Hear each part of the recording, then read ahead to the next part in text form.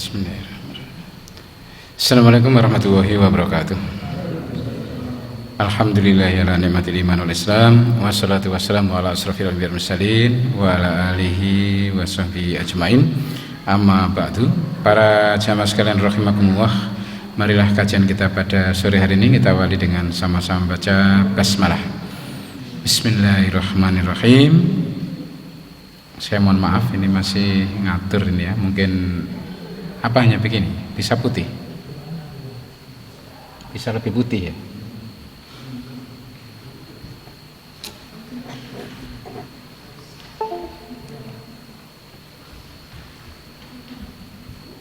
Ditahan aja Pak, jadi di cuma bisanya udah kayak gitu Ya, tidak apa-apa ya, kelihatan kuning begini tapi semuanya sudah pegang gitu ya. Baik para jamaah sekalian, pada pertemuan kali ini saya ajak memasuki tema baru, yaitu tentang kelalaian. Kelalaian itu kita masih ingat, yaitu ada unsur kesengajaan, tidak mau mendengarkan ayat-ayat Allah, tidak mau memperhatikan tanda-tanda kekuasaan Allah, tidak mau memahami ayat-ayat Allah. Jadi ada unsur kesengajaan, sehingga apa yang menjadi petunjuk Allah, baik itu di dalam ayat-ayat qauliyah Quran, itu tidak terakses dengan baik ya. Apa yang menjadi tanda-tanda kekuasaan Allah karena tidak pernah dipikirkan, tidak juga menjadi akses petunjuk yang benar, sehingga manusia menjadi apa? Tidak mengerti, tidak tahu, tidak paham tentang hakikat hidup ini. Sebenarnya hidup ini apa? Bagaimana menjalani kehidupan ini? Dan apa yang menjadi petunjuknya?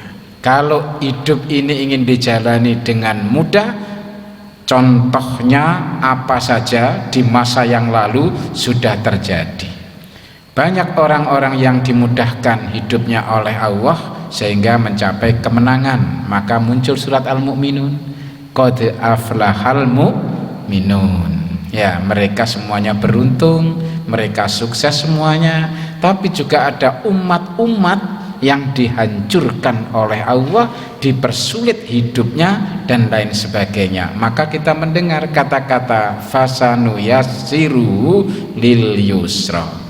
Yang lainnya lagi fasanu yassiru lil usra.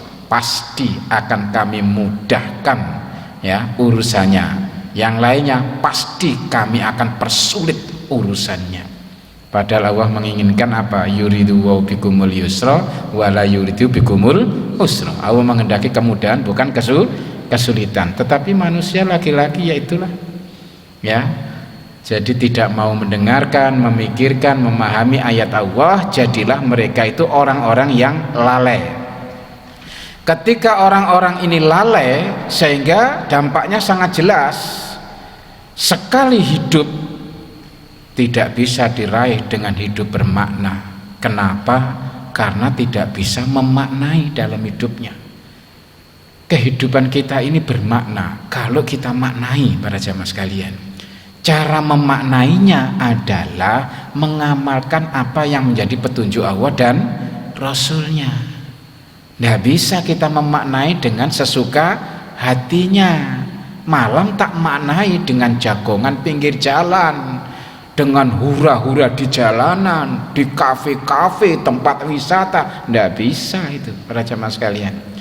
Hidup ini akan bermakna kalau kita mengikuti petunjuk Allah dan Rasulnya. Sekali hidup, hiduplah yang bermakna. Cara memaknainya, mengamalkan apa yang menjadi petunjuk Allah dan Rasulnya. Yang kedua, sekali hidup, hiduplah yang mulia. Mohon maaf, ada ibu-ibu di belakang.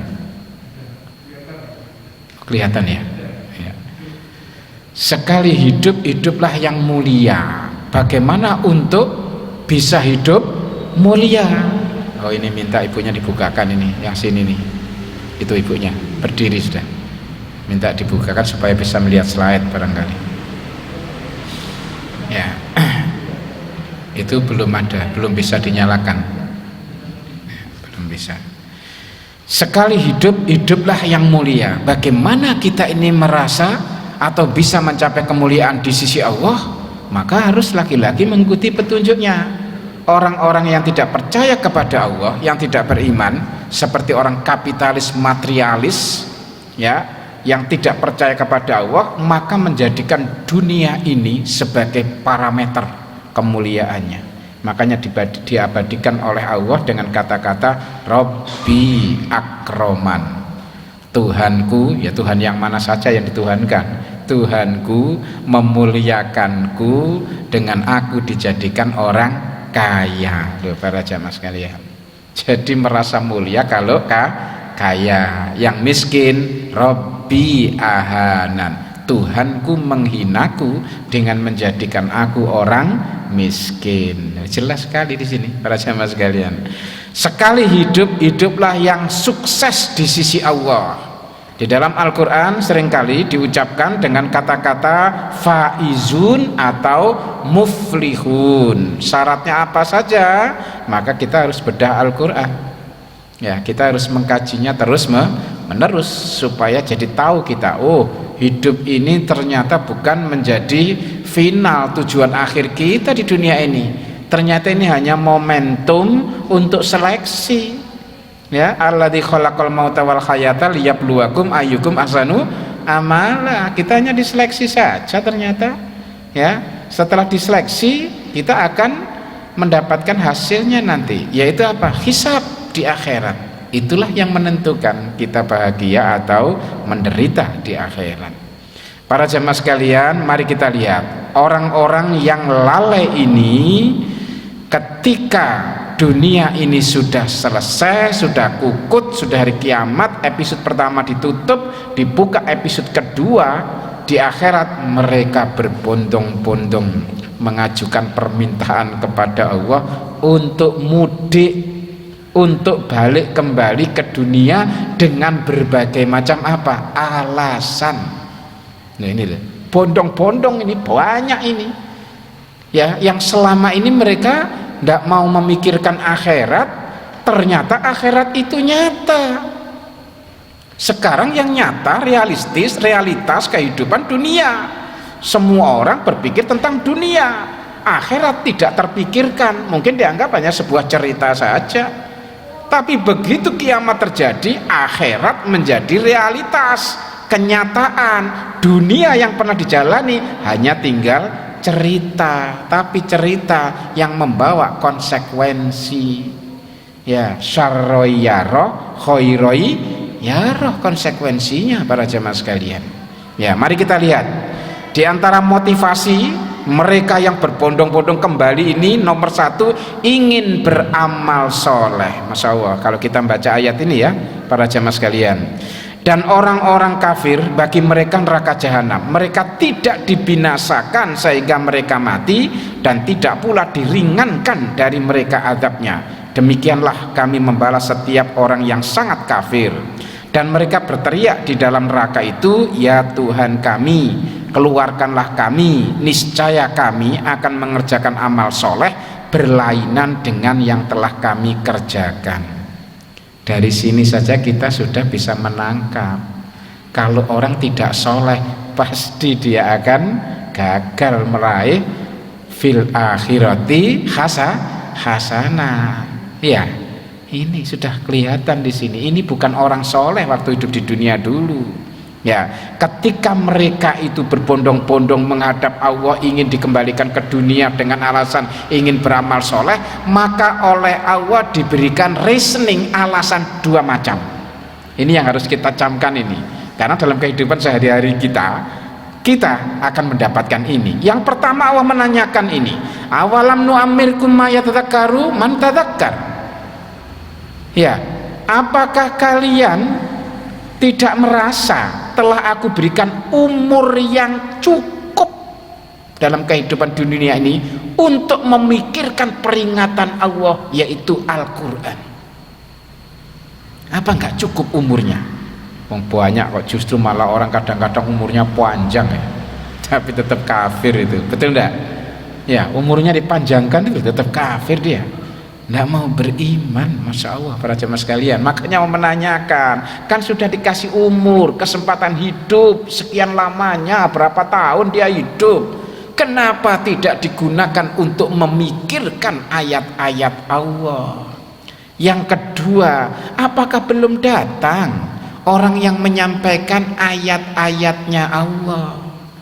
Dua, ya, ada melalui medsos, ada yang praktis seperti kita ini ngaji sekarang, ya, ada yang melalui pembelajaran di sekolah, di madrasah, di pondok pesantren, semuanya pasti materi agama itu disampaikan.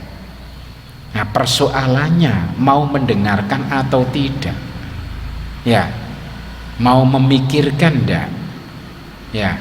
Kemudian yang kedua, kalau ada ceramah agama, kajian agama, orang tidak gubris sama sekali, ya, dianggap itu sia-sia mendengarkan kajian. Jangankan kajian seperti kita loh para jemaah sekalian, haji itu dianggap juga sia-sia loh, habis-habis duit, ya, tenaga pikiran berapa juta cari duit susah-susah hanya untuk muter-muteri Ka'bah. Ini orang-orang yang nggak mengerti para jemaah sekalian, ya. Ini jumlahnya mayoritas umat manusia di muka bumi yang seperti begini ini. Hanya umat Islam identitas muslim yang tidak beriman seringkali juga punya pikiran seperti ini.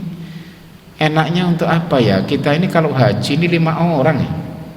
Kalau beli mobil kan dapat 1. Loh, haji mobil gitu ya, berayun-ayun gini ya. Akhirnya diantara mereka tengkar sebagainya. Kalau hari raya, kalau kita kemana-mana nggak punya mobil harus repot sebagainya, harus ngotot yang ini mobil, ya satunya ini haji untuk kesempurnaan keislaman kita, biar Islam kita ini sempurna, karena rukunnya itu adalah haji salah satunya. Wah, mubadir ya, kapan-kapan lah, kalau ada duit lagi nanti kita haji. Sekarang apa? Beli mobil dulu. Nah, para jamaah sekalian, jadi berayun itu ya, antara untuk haji atau untuk beli mobil, para jamaah sekalian, ya.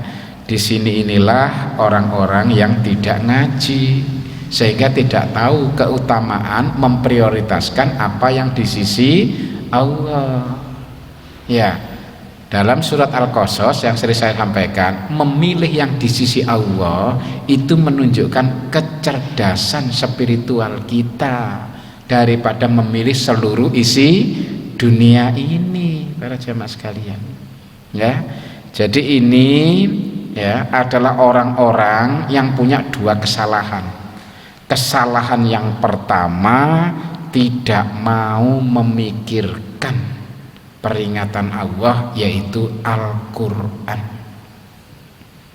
ya, tidak mau memikirkan, bahkan tidak mau mendengarkan, ya. Kemudian yang kedua, tidak memperhatikan setiap ayat-ayat Allah, peringatan-peringatannya yang disampaikan oleh para mubalik zaman Rasul, ya Rasul sendiri, Rasul meninggal, sahabat meninggal, ya tabiin meninggal, ya generasi penerusnya sampai sekarang. Ternyata yang menyampaikan ayat-ayat Allah tidak hanya mubalik, guru-guru, ya, dosen-dosen itu juga banyak menyampaikan, ya, balighu anni walau ayah, sudah disampaikan di mana-mana, apalagi sekarang medsos, ya, luar biasa aksesnya ini, ya.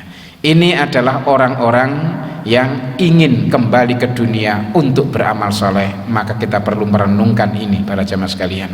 Yang kedua, ingin memenuhi seruan Allah dan mentaati Rasulullah SAW. Kita ini hidup di dunia ini, kalau kita punya pengalaman hidup di luar negeri, meskipun mungkin hanya beberapa hari, ya, di negara yang Islamnya minoritas, kita pantas bersyukur di Indonesia ini. Kenapa? Yang mengingatkan kita untuk mentaati perintah Allah itu sangat banyak. Kalau waktunya sholat, mesti suara adzan itu saut-sautan di daerah selatan, ya barat, utara, timur semua saunan khayala sholat, khayala sholat. Oh waktunya sholat sekarang, enak kita ini ya. Kalau di luar negeri jangankan mendengar yang namanya seruan adzan sholat, mencari masjid aja susahnya setengah mati loh para jemaah sekalian ya, susah. Nggak usah jauh-jauh di Eropa ya, di Singapura itu tetangga kita yang dari Batam hanya 1 jam itu naik kapal itu, kapal feri itu mau cari yang namanya masjid juga susah ya. Saya untuk ke Masjid Sultan itu harus naik kereta bawah tanah, masih 1 jam menuju sana ya, sama balik dengan ke Batam saya ya. Kenapa? Pas posisi memang jauh dari masjid, pakai naik kereta loh para jemaah sekalian, bawah tanah itu untuk bisa sampai sholat di Masjid Sultan. Tapi kalau di Malaysia lain lagi, di Malaysia banyak ya, tapi orang inginnya sholat di Putrajaya karena dekat dengan istananya Perdana Menteri ke sana ya. Saya lihat banyak di sana ya orang Indonesia. Tapi kata di Eropa, masya Allah, adzan nggak dengar, masjid nggak kelihatan gitu ya. Ketemu orang yang berjilbab jarang sekali, bisa-bisa sebulan nggak pernah ketemu. Loh, kita ini kan ketemu terus ya kan, diingatkan kalau ketemu apa? Salam, karena Rasulnya mengingatkan apa? Afsus salam, sebarkan salam. Ketemu orang muslim, salamlah dia. Jadi ketemu dengan penampilan orang muslim saja mengingatkan kita kalau ketemu pakai salam ya. Di negara yang yang Islamnya minoritas sekali, ketemu orang muslim itu jarang sekali, sehingga ketika afsus salam itu bisa-bisa sebulan bahkan berbulan-bulan nggak pernah itu ya disampaikan, kecuali dengan teman sendiri, keluarga sendiri, kepada orang lain nggak ketemu. Masya Allah para jemaah sekalian, sholat yang namanya jamaah susah, sholat Jumatan lebih susah lagi. Untuk mengumpulkan orang mau Jumatan itu susah, khotibnya dicari susah, imamnya juga susah, semuanya serba sulit. Makanya di Indonesia kita pantas untuk banyak bersyukur, karena ketika peringatan Allah itu dimunculkan dalam saling saut menyaut. Kalau adzan di mana-mana terlihat kubah masjid, di mana-mana banyak orang ngaji, kajian, di mana-mana ketemu sesama muslim, itu banyak mengingatkan kita tentang peringatan Allah. Makanya kita pantas apa? Bersyukur para jemaah sekalian hidup di Indonesia ini. Ya, di sini orang-orang yang sampai di akhirat itu ingin kembali dengan kata-kata yang seperti ini para jemaah sekalian. Ya Tuhan kami, beri tangguhlah kami, kembalikanlah kami ke dunia walaupun dalam waktu yang sedikit, yang singkat. Niscaya kami akan mematuhi seruan Engkau dan akan mengikuti Rasul-Rasul. Seruan Allah, hayyalah sholat, di mana-mana gak mau dengarkan para jemaah sekalian ya. Di mana-mana orang Islam menguluk salam, dia sebagai muslim tidak mau ucap salam. Ini mereka ingin kembali ke dunia hanya untuk mengikuti seruan, mentaati Rasul. Ya, para jamaah sekalian, di masyarakat itu banyak orang yang mengatakan itu cinta Rasul, bangga dengan umatnya Rasul, tapi tidak menjalankan perintah-perintah Rasul. Ya, karena perintah Rasul itu sangat banyak sekali para jamaah sekalian.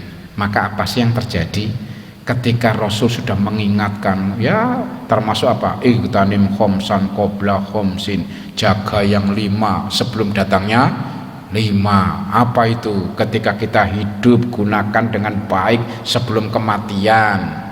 Wasababaka qabla aromika, ketika masih muda gunakan waktu mudanya untuk menjadi orang-orang yang soleh, yang taat sebelum nanti masa tuanya datang. Wasihhataka qabla sakomika, ketika kalian dulu sehat bisa berbuat apa saja sebelum sakom itu datang. Kalau kita ini sudah semakin tua, maka hadir para jamaah sekalian berbagai macam penyakit itu Ya, seiring dengan masa tua kita hadir semua penyakit-penyakit itu. Ini sudah diingatkan oleh Rasul. Ya, ke masjidlah ketika masih sehat, ngajilah ketika masih sehat. Ya, kalau perlu hajilah ketika masih sehat. Ya, kita yang senden ya Pak ya, itu sudah terasa. Semakin tua kita sudah mulai datang hadir penyakit-penyakit itu, boyoken, ngeluh, ya rematik, pilekan, gregesan, batuk, angin berubah cuaca, begini saja sudah sakit-sakitan. Nah, ini seiring dengan usia kita semakin nanjak hadir semua ini. Seperti yang diingatkan Rasul, wasehataka qabla sakomika, sehat gunakan sebelum datang masa sakit-sakitan ini. Ternyata betul sekarang ini kita di usia 50 tahun ke atas, Masya Allah ya, kadang turun hanya dengan tangga yang kayak begitu saja itu bisa keseleo bahkan sampai patah tulang. Masa muda itu lompat kita, iya kan, Masya Allah ya. Yang namanya main sepatu roda hebat sekali ya, atraksinya hebat. Ketika tua langsung pakai kursi roda, dia sama-sama beroda ini ya. Sebelum kita pakai yang namanya kursi roda, pakailah di masa-masa sehat kita ini, masa luang kita sebelum masa sempit. Para jamaah sekalian, ketika pandemi kemarin banyak orang yang kesempitan. Salah satu saja kesempitannya apa? Napas. Yang namanya rebutan oksigen itu kan luar biasa, betul kan? Iya, saya juga beli oksigen sampean itu ya, meskipun nggak kena tapi beli. Kenapa? Ya supaya oksigennya banyak, maksimal. Tapi sulitnya setengah mati mencarinya itu ya. Harus kolaborasi ya, kerjasama dengan orang yang kenal-kenal itu ya. Akhirnya dapat itu pun juga nggak selalu hanya ganti, hanya 2 kali atau 3 kali saya. Setelah itu stoknya sudah habis di mana-mana. Masya Allah ya, ingin kita juga sehat, makanya kita juga stok yang namanya oksigen di rumah, meskipun oksigen kecil gitu ya, tapi kan itu untuk membantu kita lebih sehat itu. Ini maka Allah mengingatkan kepada orang-orang yang dahulu itu tidak mau tunduk, taat, mengikuti seruan Allah dan Rasulnya dengan kata-kata ini. Jawaban Allah, bukankah kamu telah bersumpah dahulu di dunia bahwa sekali-kali kamu tidak akan binasa. Sombongnya itu bukan main ya, sombongnya bukan main. Tapi ada satu sisi itu orang yang putus asa. Para jamaah sekalian, orang yang saya anggap putus asa ini kata-katanya beda dengan orang yang sombong. Kalau sombong itu kan di dalam Al-Quran itu, datangkan ancamanmu hai Rasul, kalau kamu benar katanya datangkan azab ini itu, datangkan aja sekarang, nggak usah nanti-nanti. Loh, itu tantangan-tantangan di Quran sangat banyak terhadap para Rasul yang dahulu. Tapi sekarang kita melihat ini bukan tantangan, tapi kelihatannya orang putus asa. Sudah semakin tua, usia sudah 70 tahun, kita ajak untuk sholat ke masjid. Dulu mudanya rajin ke masjid, tapi ketika diangkat jadi pegawai negeri, ngejar-ngejar, sibuk sekali, cari-cari mungkin jabatan macam-macam, itu luar biasa. Di televisi sekarang marak itu ya, ada orang yang nggak diberi jabatan kemudian melempar bom molotov itu ya, gara-gara nggak dikasih jabatan. Loh, ini hanya jabatan nggak dikasihkan saja, tapi kan dia pegawai, dia itu pun marah, dia lempar bom molotov di televisi. Itu lagi ramai sekarang ini, diusut oleh polisi ya. Nah, para jamaah sekalian, orang ini diajak sholat, apa jawabannya? Begini ya, mari kita renungkan bersama-sama ini ya. Sudah Pak Taufik, nggak usah, biarkan saya ini sisan nyemplung. Loh, bahasa Jawa ini paham nggak? Sisan nyemplung ini dianggap basah, orangnya ini basah, kecipratan lah ya, kesiram lah, tapi nggak total gitu loh ya. Yang namanya kesiram maksudnya apa? Saya ini sudah banyak dosa, sudah banyak dosa, nggak menjalankan kewajiban agama, kepada waktu puasa juga nggak puasa, waktunya zakat nggak zakat, waktunya sholat juga nggak sholat, nutup aurat juga tidak, tapi tetap KTP-nya muslim. Diajak sholat karena sudah pensiun, jawabannya nggak apa-apa, sisa nyemplung. Bisa dipahami nggak bahasa ini? Artinya apa? Biarkan aja sekalian, saya ini basah kuyup, kedelep masuk sudah ke dalam lubang ini. Ini saya anggap bukan orang sombong, tapi ini adalah orang yang putus asa. Ya, orang ini andai kata ikut ngaji atau membaca hadis qudsi tentang orang yang telah membunuh 99 orang itu bisa menginspirasi para jamaah sekalian.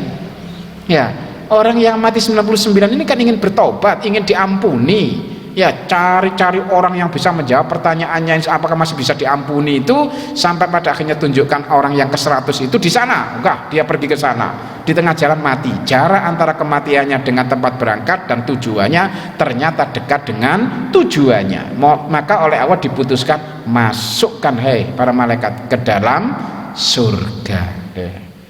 Ini kan bisa menjadi inspirasi kasus. Kalau ayatnya ada di surat Az-Zumar, ya, Qul ya ibadiyalladzina asrafu ala anfusihim la taqnatu mir rahmatillah innahu yaghfiru dzunuba jami'a innahul ghafurur rahim. Ya, ayat 56 Az-Zumar ini menginspirasi kita semuanya apa? Jangan putus asa dari rahmat Allah. Sesungguhnya Allah itu mengampuni semua dosa-dosa, karena Allah itu maha pengasih lagi maha penyayang. Ayat ini dikecualikan oleh surat An-Nisa ayat 48, yaitu apa? Dosa syirik yang tidak diampuni. Nah, selama nggak musyrik itu kan peluangnya besar. Ya para jamaah sekalian, maka syaratnya apa? 2. Ya, apa itu 2 itu? Wa anibu ila rabbikum wa aslimu lahu min qabli ayyatiyakumul adzabu tsumma la tunsurun. Segera taubat, segera tunduk taat kepada Allah sebelum apa? Azab itu datang, kalian tidak bisa ditolong kembali, waktunya habis. Ajal tiba, gak selamat dia para jamaah sekalian. Ya, yang kedua apa? Disuruh ittabi'u ahsana ma unzila ilaikum mir rabbikum min qabli ayyatiyakumul adzabu baghtatan wa antum la tash'urun. Segera mengikuti apa yang diturunkan Allah, yaitu apa? Al-Qur'an. Sebelum azab datang tiba-tiba, sedangkan kalian tidak menyadarinya. Tuh, ada solusi para jamaah sekalian. Kalau dua-duanya ini kita lakukan, kita mau tobat, mau taat lagi kepada Allah, kemudian mengikuti Al-Quran, peluang besar untuk diampuni dosa-dosa kita. Apalagi hal itu dilakukan ketika malam hari. Ya, ada tema kita yang pernah kita kaji, yaitu tentang apa? Open house di langit, ya, di akhir malam, menjanjikan sekali. Ya, di dalam hadisnya ini Rasulullah mengingatkan, ya, Allah turun ke langit ke dunia itu menanyakan kepada hambanya, yang berdoa pasti diterima doanya, yang minta-minta dipenuhi, yang taubat diampuni oleh Allah. Nah, ini malam kan menjadi apa? Momentum solusi yang luar biasa. Makanya orang-orang yang beriman dan bertakwa tidak akan menyia-nyiakan yang namanya waktu malam. Sementara orang-orang yang tidak beriman tidak bisa memaknai malam. Malam kalau nggak dikatakan dengkur tidur terus, ya kadang begadang, kadang ngobrol, kadang main-main, catur lah, remi lah, karambol lah, di kampung-kampung itu banyak sekali. Ini menunjukkan apa? Kesalahan dalam memaknainya. Ya, ketika orang itu tahu cara memaknainya, malam datang, segera tidur, segera bangun. Nah, para jamaah sekalian, segera tidur, segera bangun. Kita ini yang tua ini kalau tidur nggak lama kok, 3 jam itu loh. Kadang sudah kenyang itu, betul enggak? Iya, jam 10 tidur, jam 1 itu loh, sudah dibangunkan Allah, mata itu sudah biar begitu, sudah nggak bisa tidur lagi. Ini karunia Allah sebenarnya. Tapi justru orang yang nggak mengerti malah minum pil tidur supaya bisa tidur panjang. Ini kan kesalahan. Sudah dikasih karunia Allah, sudah kenyang tidurnya, segeralah sujud kepada Allah. Nggak tahu dia, para jamaah sekalian.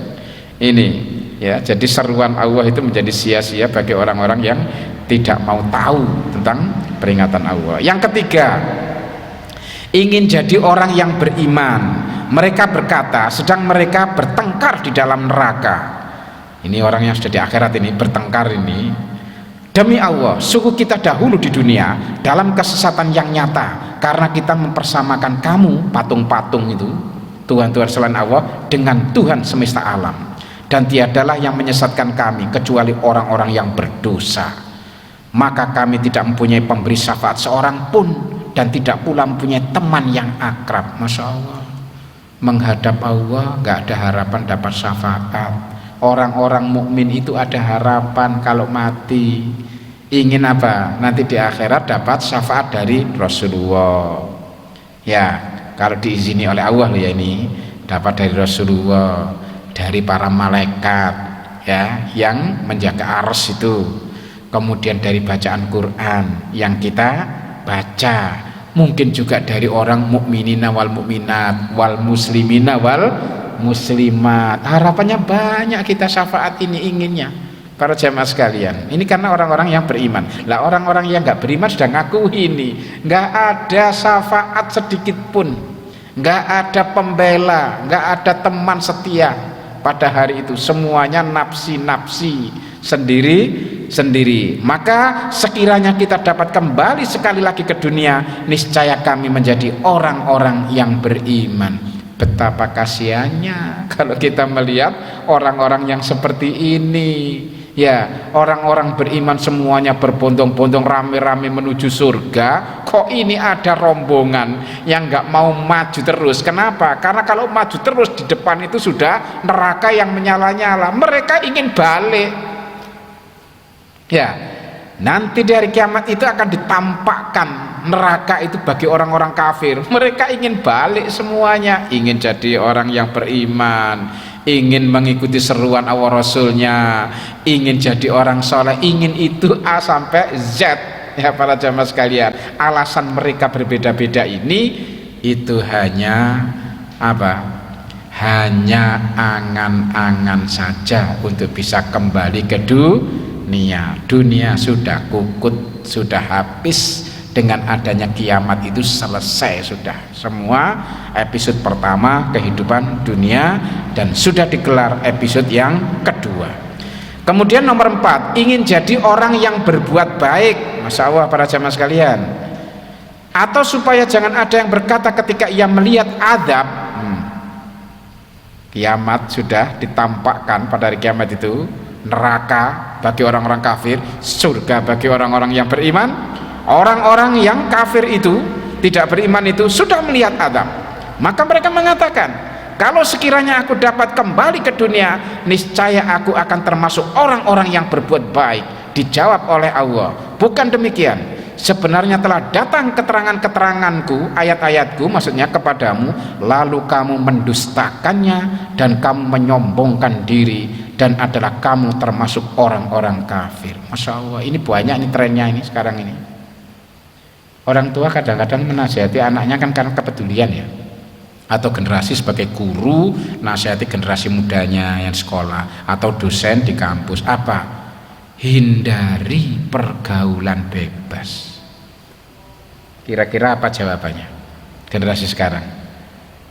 Bapak ngurus saja urusannya sendiri, kami punya urusan sendiri. Loh, itu jawabannya ya, kalau dikatakan halus ya halus, tapi terlihat sekali betapa enggak pentingnya kata-kata amar ma'ruf nahi mungkar, watawasau bil haqi watawasau bis sabr. Itu kan kita ini peduli kepada generasi, sayang kepada generasi, makanya kita ingatkan, berhentilah ya melakukan pergaulan bebas seperti itu. Tapi mereka menjawabnya itu apa? Kita suruh ngurusi urusan kita yang sudah tua-tua ini. Mereka punya dunia sendiri. Masya Allah para jamaah sekalian. Makanya jadi orang tua sekarang tuh semakin seringkali nelongso. Orang tua nasihati anaknya sendiri, kadang jawabannya juga seperti itu. Ya, yang saya dapatkan dari orang tua yang menghadap saya itu kecewa dengan anaknya yang selama ini karena dipacu terus, dikursuskan apa saja supaya pinter, juara, ibadahnya kurang diperhatikan. Begitu sudah sarjana, orang tua mungkin ingin cucu lah gitu ya, anaknya diingatkan, nah kamu kan perempuan ini sudah selesai S1, ayo nikahlah, kamu juga sudah bisa usaha bisnis kecil-kecilan gini. Apa jawabnya? Ayah nggak usah ngurusi aku tak nikah sendiri. Tuh, pertama kaget ini ayah mendapat jawaban seperti ini. Lebih kaget lagi ketika terus didorong untuk menikah. Saya ini masih ingin kerja ya, jangan suruh nikah, nanti aku nikah sendiri. Saya ingin kerja. Lihat papa itu loh, ayah ya, kerja apa sih selama ini? Ya jadi PNS ayahnya ini. Ya, bikin rumah kan rumah segitu aja. Punya kendaraan mobil kan begitu saja. Coba saya ini lebih dari ayah.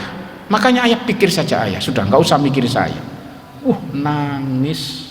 Nangis ke rumah saya orang ini, nangis.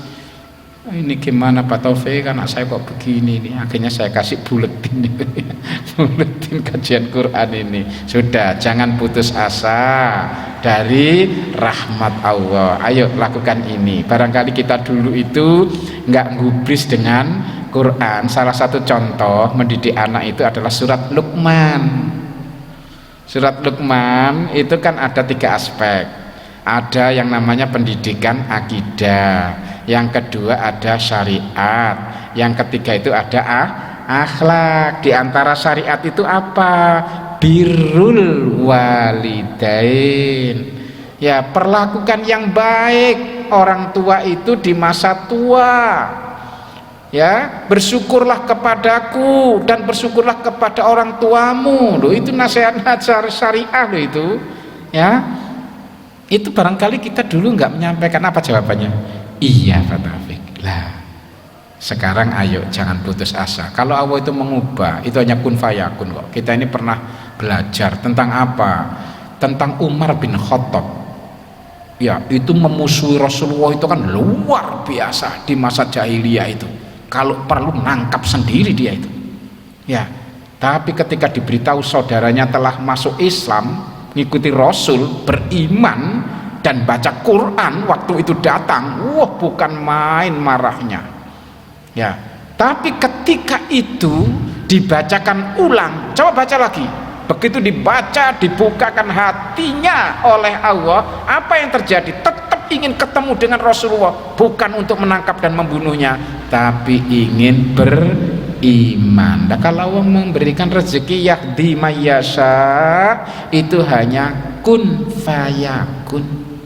Kadang-kadang anak seperti ini memang sebagai ujian bagi orang tuanya. Sabar nggak dia? Putus asa nggak dari rahmat Allah?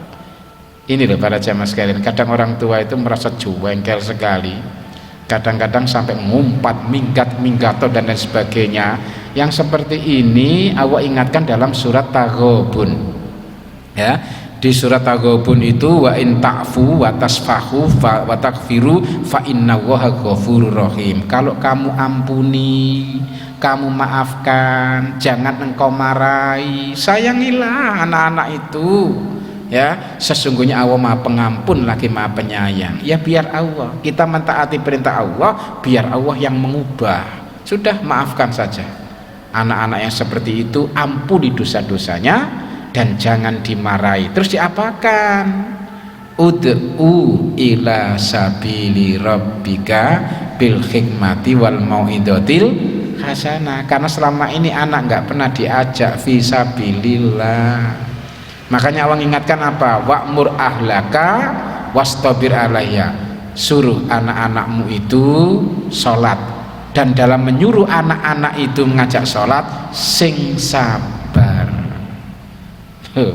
Ya, karena apa? Petunjuk itu kan petunjuk Allah, bukan petunjuk kita.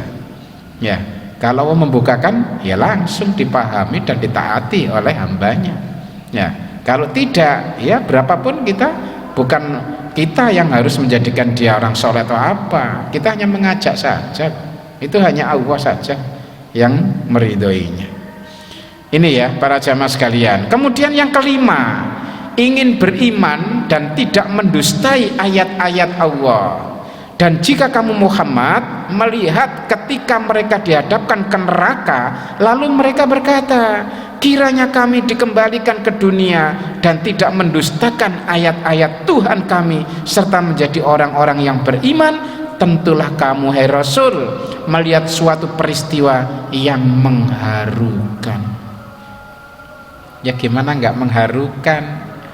Orang-orang beriman semuanya semangat, makanya di hari kiamat itu ada wajah-wajah ya yang sangat berbeda. Ada wajah-wajah yang berseri-seri, mereka itu tertawa-tawa ya, mereka itu bergembira ria.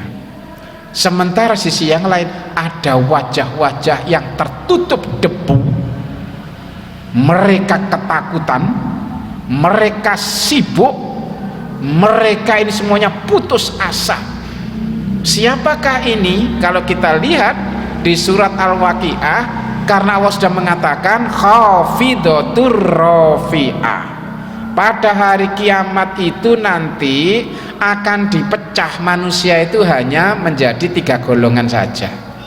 Dan ini yang jarang dipikirkan oleh manusia. Manusia sering memikirkan golongannya sendiri, golongan organisasi, golongan partai, golongan madhab, lupa kalau di akhirat nanti itu ternyata Allah membagi hanya 3 golongan.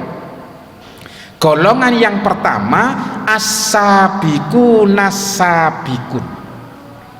As-sabiqun as-sabiqun ini, as-sabiqun yang pertama itu adalah as-sabiqunal awwalun, orang-orang di antara umat manusia yang pertama-tama beriman, percaya kepada Allah dan Rasulnya, itu umat yang dahulu maupun umat yang terakhir, umatnya Rasulullah SAW. Itu yang pertama-tama pokoknya. Di awal-awal dakwahnya para nabi dan rasul, mereka semuanya beriman. Ya, mereka ini kalau di masa Nabi Isa sering disebut dengan al-hawariyin, pengikut setia. Di awal-awal dakwahnya ini sudah ikut mereka, suka dukanya ikut mereka, ya, al-hawariyun ini. Tapi kalau di masa Rasulullah disebut dengan as-siddiqin atau as-siddiqun, beda istilah tapi sebenarnya maknanya sama, yaitu pengikut-pengikut setianya sejak dari awal sampai akhir hidupnya, bukan main. Makanya disebutkan yang kedua as-sabiqun, as-sabiqunal awwalun, as-sabiquna ilal jannah. Sebenarnya begitu bahasa Arabnya. Mereka yang pertama-tama beriman kepada Rasul itu, maka mereka ini akan masuk duluan ke dalam surga. Golongan pertama. Golongan kedua ashabul yamin, yaitu golongan kanan. Ya, golongan kanan ini derajatnya turun sedikit, surganya pun lebih rendah daripada yang pertama. Golongan yang ketiga disebut dengan ashabus shimal, golongan kiri. Ya, ini disebutkan ciri-cirinya oleh Allah, diantaranya surat Al-Waqiah apa? Kanu qabla dzalika mutrafin.